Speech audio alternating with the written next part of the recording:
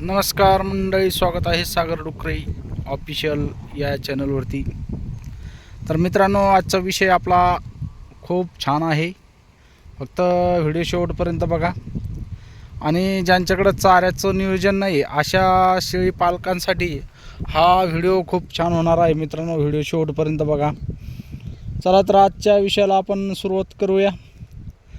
तर मित्रांनो, ज्यांच्याकडं समजा चारा अवेलेबल नसेल, सुका किंवा हिरवा, आणि त्यांना जर शेळी पालन करायचं असेल तर त्यांनी सुक्या चाऱ्याचं थोडंफार नियोजन करून, हिरवा चारा तुमच्याकडे नसेल तरी पण चालतं आहे, पण सुक्या चाऱ्याचं थोडं नियोजन करून तुम्ही चांगल्यापैकी शेळी पालन करू शकता. तर आता कसं करायचं त्याचं नियोजन आपण थोडक्यात तुम्हाला सांगण्याचा प्रयत्न करूया.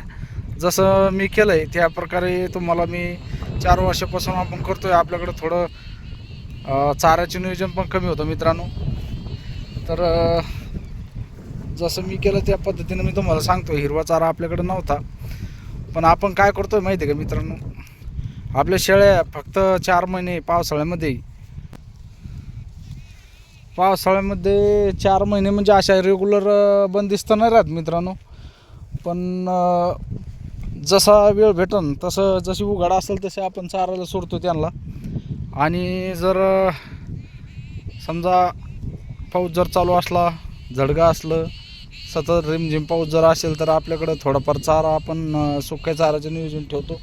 आणि त्या सुक्या चाऱ्यावरती आपल्या शेळ्या राहतात आणि अशी उघाड असली की असं आपण चारतो त्यांना.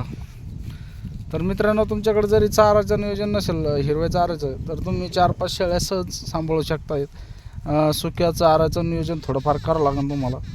थोडाफार हरभऱ्याचा 5 जर शेळ्या सांभाळायचं म्हणलं तर तुम्हाला 1 ट्रॉली हरभऱ्याची आणि 1 ट्रॉली तुरीच्या भुसकटाची, अशा 2 ट्रॉल्या जर तुम्ही नियोजन केलं तर तुमच्या 5 शेळ्या आरामशीर तुम्ही जगू शकता. आणि मित्रांनो, फक्त अडचण किती महिने असते आपल्याला? 8 महिने.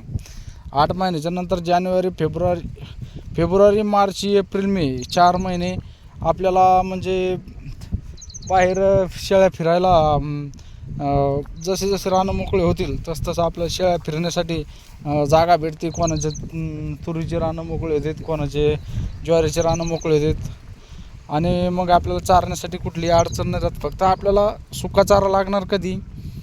फक्त एक काम करावं लागेल तुम्हाला. सुका चारा फक्त आपल्या झडक्याच्या वेळेस आपल्याला लागणार. बाकीचं नियोजन तुम्हाला असं करावं लागणार, शेळ्या फिरावं लागणार तुम्हाला. तुम्ही मसान बंदिस्त नाही होऊ शकत. चारा जर नसेल तुमच्याकडे तर तुम्हाला फिरस्ती शेळी पालन करावं लागेल. आणि दिवसभर चारून इकडून तिकडून रोडच्या साईडला समजा वड्यानं आल्या इकडं तिकडं चारून तुम्हाला त्याचं त्या हिशोबानं नियोजन करून त्याच्यावरती पण आपण शेळी पालन चांगल्यापैकी करू शकतो. चारा नसेल तरी पण फक्त सुक्या चाऱ्याचं तुम्हाला 4 महिन्यासाठी आपल्याला जसं ॲडजस्टमेंट करावं लागेल त्या पद्धतीनं तुम्हाला तेवढं चाऱ्याचं नियोजन करावं लागेल. बस. त्याच्यानंतर तर मग थोडंफार चारा कोणाकडं पण असतोच. हिरवा चारा नसेल तरी चालेल, सुका चारा तुमच्याकडे असणं खूप गरजेचं आहे. तुम्हाला जरी फिरस्ती शेळी पालन जर केलं तुम्ही, समजा फिरस्ती शेळी पालन जर केलं तर त्याच्यावरती त्याच्यावर जर सतत जर तुम्ही चारत जर अशा फिरल्या समजा, तर मग तुम्हाला एवढी चाऱ्याची अडचण भासणार नाही. कारण की शेळ्या जर फिरून आल्या दिवसभर चारल्या तर त्याला काही टाकायची काही आवश्यकता नसते. संध्याकाळी फक्त दिवसभर चारल्या पाहिजे. अशा पद्धतीनं जर तुम्ही नियोजन केलं तर तुमचं शेळी पालन चांगल्यापैकी तुम्ही 5 शेळ्यावरती पण करू शकताय मित्रांनो. फक्त कसं आहे, तुम्हाला जर अर्धबंदिस्त करायचे असेल तर तुम्हाला चाऱ्याचं नियोजन चांगल्यापैकी करावं लागेल.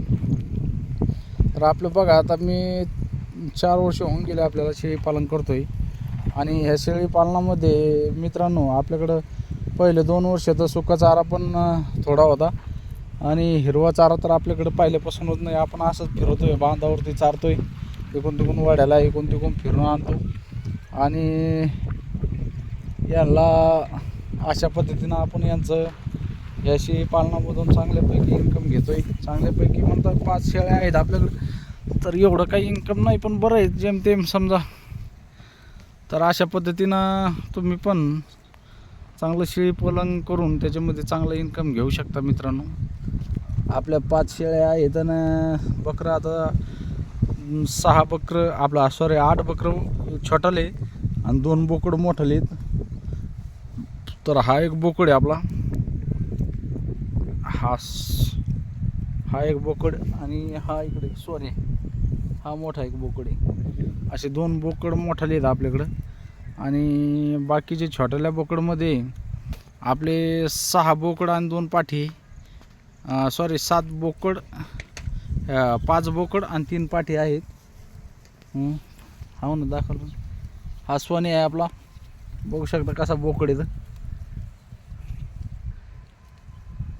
ये सोने हा बोकड मुद्दाम ठेवलेला आहे मित्रांनो. हा एक आणि हा एक 2 बोकड आहेत आपले मोठाले चांगले.